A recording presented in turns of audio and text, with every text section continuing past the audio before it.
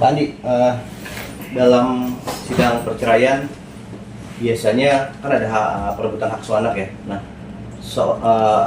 khusus untuk seorang bapak itu bisa memenangkan hak asuh anak itu dengan syarat apa sih biasanya, Pak Andi? Boleh tahu nggak? Ya, begini.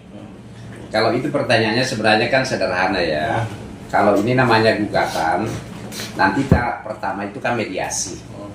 Karena Ruben ini, walaupun beliau ini sudah mualaf, tapi kan pernikahannya itu tercatat di catatan sipil ya. Jadi tentunya kan pilihannya adalah pengadilan.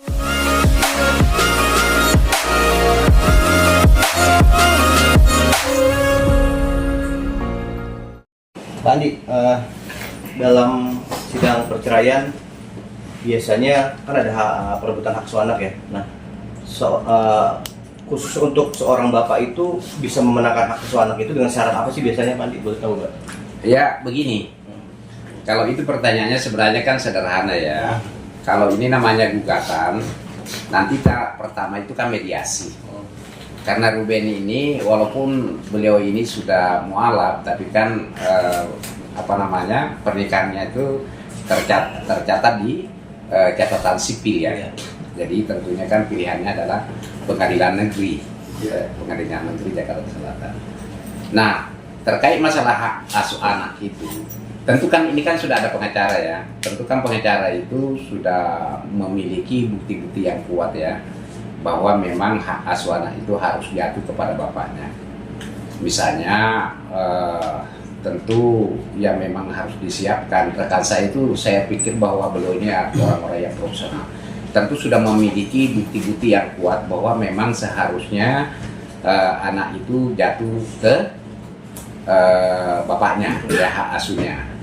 Ya memang kalau secara hukum ya, karena ini proses hukumnya ini ada 3 undang-undang ya. Pertama-tama itu mengacu kepada hukum perdata ya, karena ini adalah Nasrani ya, mengacu pada hukum perdata. Dan kedua, ini juga mengacu kepada undang-undang perlindungan anak ya.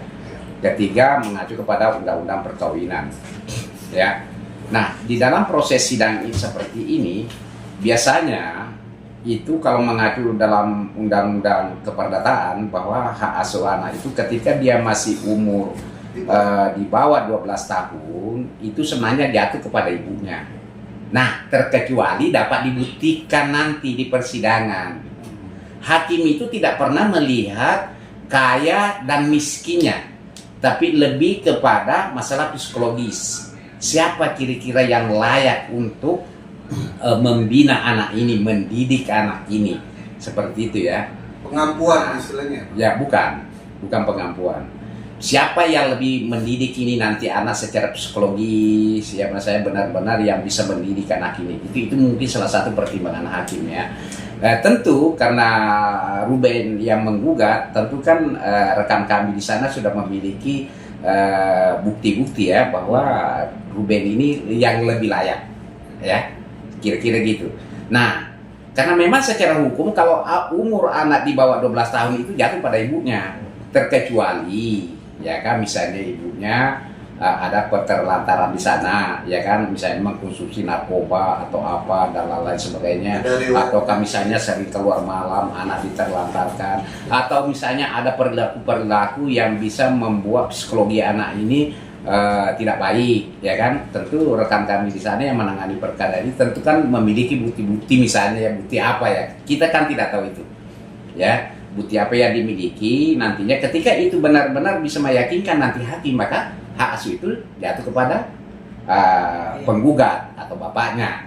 Nah, terkait misalnya anak yang di atas 12 tahun ini, itu biasanya hakim menanyakan ya, memanggil di sidang tertutup itu, menanyakan itu anak, kamu mau pilih siapa, mau ikut siapa, ya kan? Nah, oleh karena itu tadi makanya dipergunakan undang-undang perlindungan anak itu, jangan sampai dipasahkan. Ketika nanti anak itu saya mau ikut bapak saya, maka hak asuh itu jatuh kepada bapaknya, kira-kira gitu ya. Jadi itu prosesnya seperti itu, ya.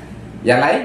Bang, ini biasanya kalau nanti anak kita seperti yang abang bilang anak di atas 12 tahun itu akan memberikan kesaksian atau disuruh memilih ayah atau ibunya. Biasanya hal seperti itu didampingi nggak sih bang nanti sama KPAI atau Komnas seperti apa gitu bang? Oh enggak, namanya tertutup itu tidak bisa. Itu harus benar-benar digali secara mendalam oleh hakim, ditanya baik-baik. Kamu mau ikut siapa nak misalnya kan? Mau ikut. Jangan sampai ada di situ orang yang membuat nanti merasa tidak enak, yang merasa tertekan. Ini benar-benar itu dipanggil itu seperti itu nanti. Yang umur 12 tahun ke atas ya, ya itu. Berarti masih melalui proses persidangan lagi ya bang? Oh tidak, itu dulu rangkaian persidangan itu juga. Nanti kan itu bagian daripada persidangan itu juga. Seperti itu. Sepengetahuan saya selaku praktisi hukum ya, yang juga pernah kita lakukan ya. Karena kita juga pernah itu melakukan namanya mengajukan gugatan, baik pun juga dari penggugat maupun juga kami dari pihak tergugat, itu pernah semua kita lewati seperti itu. Nah karena ini kembali lagi karena beliau ini adalah pernikahannya tercatat di catatan sipil, ya tentu pengadilan negeri, bukan tercatat di KUA. Kalau KUA berarti pengadilan agama, ya seperti itu. Nah prosesnya seperti itu, dia mempergunakan hukum perdata namanya. Ya seperti itu ya. Kalau orang tua yang mengeksploitasi anak itu gimana? Memberatkan nggak? Ya sangat memberatkan dong. Ketika misalnya unsur eksploitasi itu terpenuhi di pengadilan, maka itu pasti hakimnya memilih bahwa ini harus diserahkan kepada bapaknya. Kalau misalnya itu ada, ya kan? Kalau itu dianggap eksploitasi ya, misalnya anak disuruh bekerja atau, tapi lebih ke masalah psikologis. Ya, anak ini nanti misalnya ada perilaku ibunya yang kurang baik misalnya, sehingga mempengaruhi anak ini nanti psikologinya terganggu, kemudian dia tidak bisa berkembang dengan baik. Itu pun juga nanti akan menjadi satu pertimbangan hakim. Hakim yang jelas, sekali lagi saya sampaikan bahwa hakim itu tidak memilih siapa kaya, siapa yang lebih kaya, yang lebih bisa, tidak seperti itu. Yang artinya siapa yang layak mendampingi anak ini secara psikologi lah, ya, supaya anak ini bisa bertumbuh berkembang dengan baik. Intinya begitu. Itu biasanya kalau putusannya hakim seperti itu, ya. Tapi ada perlawanan dari si tergugat ini, gimana nih bang? Ya, tentu namanya orang digugat itu tentu kan menyampaikan perlawanan atau dalil-dalil. Toh nantinya juga yang menilai hakim lah, yang menilai, makanya ada namanya pemeriksaan di situ, pemeriksaan saksi-saksi dan lain-lain sebagainya. Nah sekali lagi, dalil itu adalah suatu pengakuan semata, itu namanya alat bukti. Nah kalau di pengadilan itu atau hukum ini, alat bukti pengakuan itu adalah hal yang sangat terendah, ya kan, rendah sekali itu. Makanya ada istilah bahwa ketika pengakuan itu dijadikan suatu alat bukti yang kuat, maka maling itu tidak ada yang bisa dipenjarakan. Kalau pengakuan ya seperti itu. Oke bang, saya di sidang ini sendiri akankah dilakukan persidangan mediasi antara kedua belah pihak? Ya tentu. Semua kalau proses perdata itu yang diutamakan itu adalah sidang mediasi. Ya, kecuali kalau misalnya salah satu pihak menyatakan saya tidak mau mediasi, lanjut aja ke prosesnya, lanjut aja ke pokok perkaranya kan, ya tentu tidak dilakukan mediasi. Kalau saya tidak salah ya, cuma lupa ingat karena hukum itu berkembang dan berubah-ubah ya. Kalau dulu 40 hari, tapi mediasi, jangka mediasi itu 40 hari. Apakah sekarang, kalau saya tidak salah kemarin itu saya mendengar ada sema lagi 30 hari, ya kan? Paling lama itu diberi waktu untuk bermediasi, ya kan. Nah saya tidak tahu perkembangannya antara 30 atau 40 hari lah ya, saya belum baca itu, tapi intinya begitu bahwa dalam semua sidang perdata itu dikedepankan itu adalah mediasi dulu. Nah ketika mediasi gagal maka masuk ke pokok perkara, ya seperti itu ya. Oke, Bang Ridwan, ini kan posisinya sidang untuk memperebutkan hak asuh anak ya bang. Iya.